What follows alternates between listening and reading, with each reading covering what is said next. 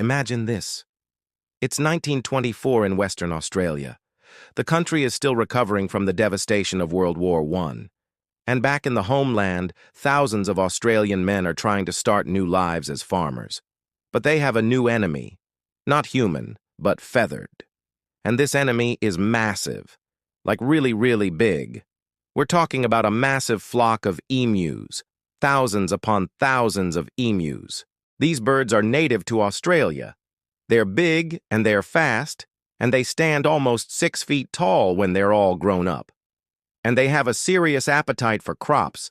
As these birds migrate through the farmland, they trample and devour the wheat fields, causing devastating losses for farmers who are already struggling to make ends meet. So the farmers turn to the government for help, and the government, perhaps not wanting to lose face, decides to send in the military, soldiers armed with machine guns to take on a bunch of birds. Yes, really. This bizarre campaign becomes known as the Great Emu War. The soldiers attempt to curb the emu population using Lewis machine guns, basically the same weapon the U.S. Army used in World War I. But the birds proved to be surprisingly difficult targets. They would scatter at the soldiers' approach, only to return and finish off the crops once the soldiers had moved on. The emus were incredibly fast, able to outrun the bullets of the machine guns. And they also seemed to be smarter than the average bird, able to outsmart the soldiers at every turn.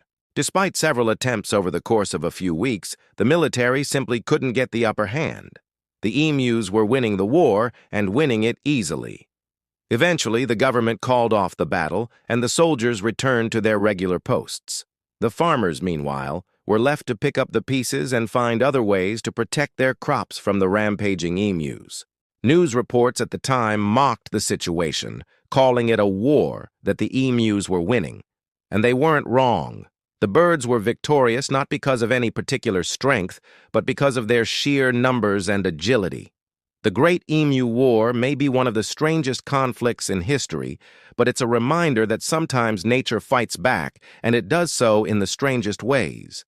So, next time you think about a war, remember, Australia once lost a battle to a bunch of birds.